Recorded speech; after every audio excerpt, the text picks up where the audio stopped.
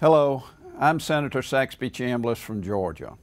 Before I begin my remarks, I'd like to take a moment to acknowledge the passing of a colleague, Senator Robert Byrd, the longest-serving senator ever.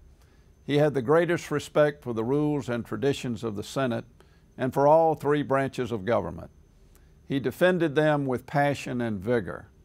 I extend my deepest sympathies to Senator Byrd's family. Tomorrow is the 4th of July. And from the village squares of New England to the palm-fringed beaches of California and from the courthouse green in my hometown of Moultrie, Georgia, to windswept prairie cities and beyond, Americans are gathering this weekend to celebrate our nation's birthday.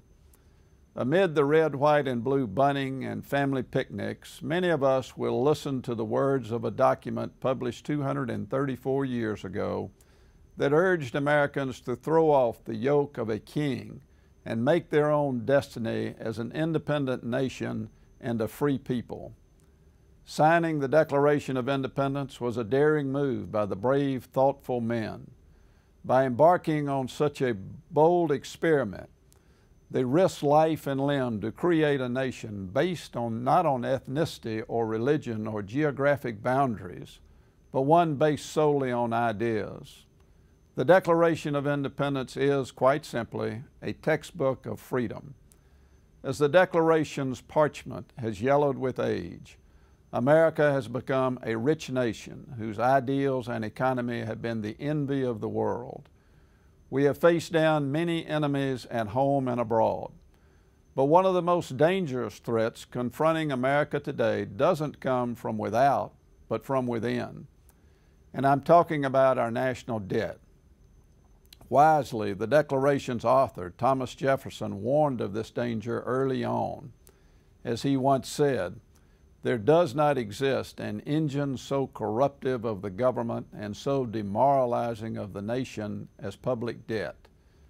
It will bring us more ruin at home than all the enemies from abroad against whom this Army and Navy are to protect us." As usual, Jefferson was right.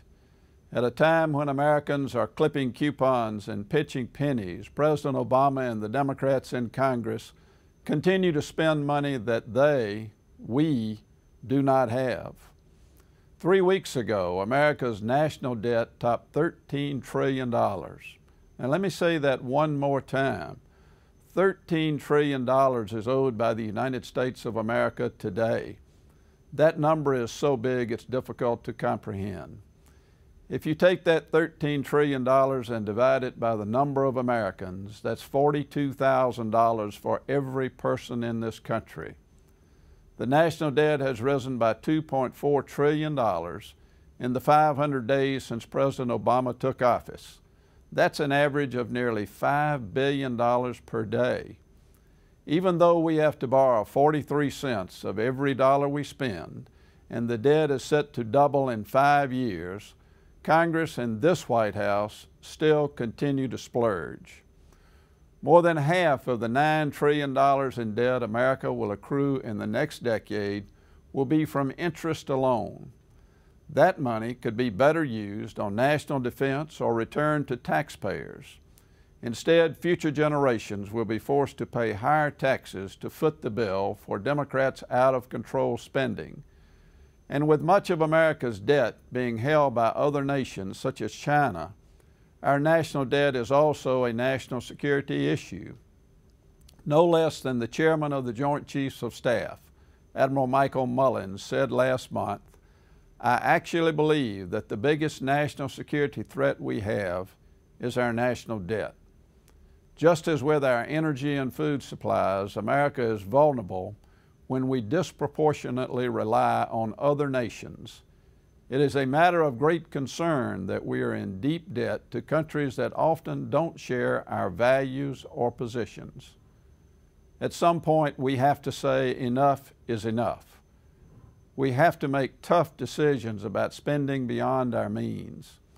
I continue to hope that President Obama, Speaker Pelosi, and others will take a step toward responsibility and restraint and reject the path of reckless spending that America is presently on.